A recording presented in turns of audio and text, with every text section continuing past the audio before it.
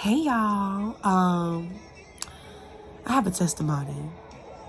So recently the enemy has been lying to me. And I can tell it's the enemy because how well calculated his plan was. The enemy has been pinpointing me in my relationships about how difficult or problematic and all these things. So let me tell you, he was lying to me saying, oh, Chrislyn, you're the problem. Or Chrislyn, you're just so hard to love. Or Chrislyn, you just so this and you so that. And everything that he was saying, I found true. You know what I'm saying? Like, the enemy just don't be lying out of stuff like, he don't be, like, he a liar, but he put truth behind his lies. The way you can't discern if it's real or not. He likes to bound you in your thinking because you agree with it. But in the fact that you have to unagree with the lies from hell. So I'm agreeing with the fact that I'm problematic, or it takes, like, it's kind of hard to love me because of what he was saying, because he made it sound good. He made it sound like I was thinking those thoughts. And when I realized how that affected me, y'all, he was lying to me so long. It made me stop doing my Blessed Life channel, my YouTube. It made me stop doing my like my responsibilities because I was believing it. Because he was saying how difficult I was to love, I started to practice the mantra of, oh, I'm a mess.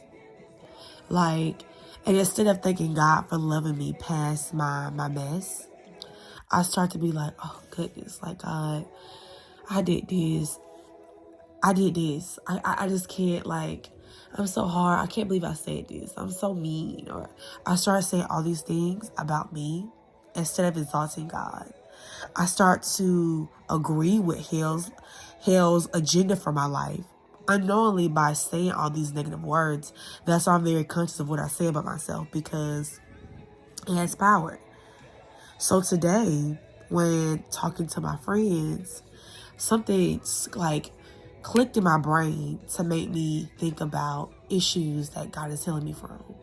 I recently went through a transition in my life, and I'm about to approach a new one. And because I'm going through this new transition, the enemy like to overwhelm me. He like to blind my perspective. He like to cloud my judgment so I can't hear from God clearly, and I overwhelm and overwork myself and stress myself out. So when he was telling me how I'm so hard to love, he was really stopping the way that I receive love. Because I was put on that narrative, I began to lessen my perspective of who I was. And so I'm thinking, let me just compromise who I am and my character because I'm hard to love. When in reality, no one is easy to love. Love is patient. Love is kind. Love endures long suffering. I'm not saying love difficult people, like, who are willingly trying to sabotage your life. You put healthy boundaries up. Everyone to practice safety in your love. But what I'm saying, what I had to tell myself was, Chrislyn, the lie from hell that he wants you to make you think that you're unlovable, to keep you in this low bottled place so you don't receive the love of God, is a trap from hell. He's trying to take your why. He's trying to mute your mouth so you don't give God the praise. I was so busy practicing the thought process of, dang, am I really this hard to love? Is people just tolerating me? That it made me feel insecure. It made me just stop thanking God for his love, to pleading for God to love me when he already has. When he got on the cross and defeated death, when Jesus did that, he showed me he loved me. He made me get so out of posture in my thinking that I wasn't perceiving the real love around me with my family and friends. He was so busy trying to blind me that I haven't opened my mouth to even do my purpose, which is my YouTube channel, Blessed Life. I was so hindered in my perspective of who I am and who God see me as, that I wasn't able to glorify his name. Don't allow the enemy to blind or block your thinking.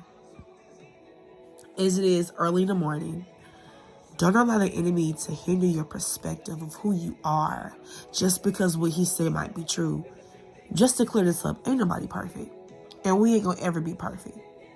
Yes, we're going to go through times where we're going through traumatic experience and it bleeds over and it lands on people because we're pouring out, because we're hurting and we're grieving and we're transitioning. But don't you ever allow hell to tell you that you're unlovable, because it will coach you out of a place of healing and put you in performance. I love you guys. And I just want to tell you guys that my healing journey is happening now. Like, I'm growing up now. And I won't be perfect. And I can't be perfect. And the purpose of this life with Christ is that I get to just fall apart. I get to mess up, make errors, cry out, be a complete mess, and break. And know that the carpenter, the healer, my Savior, Jesus, is going to put me back together. He's going to save me the same way he's going to save all of us. And I don't have to hinder, like, my perspective and think I got to be perfect for him anymore. I don't have to lie to myself anymore. I don't have to look at the way that other people love me from the past and feel like that's going to happen again, because I get to tell myself, it's a chance of hope and healing in this new relationship with these people. But if anything faulty happens, I trust God enough to heal me. And so tonight, you guys, and early this morning for whoever watching, trust God to heal you from your past relationships. Because though things might trigger you and affect you to think that way, you are not unlovable. You are not trash. You are not complicated. You're just human. You're just you. You're just a story that has layers to it. And God love you, and the right people will find you and love you for who you are, no matter what. I love you, and I pray you guys have a great night. Bye.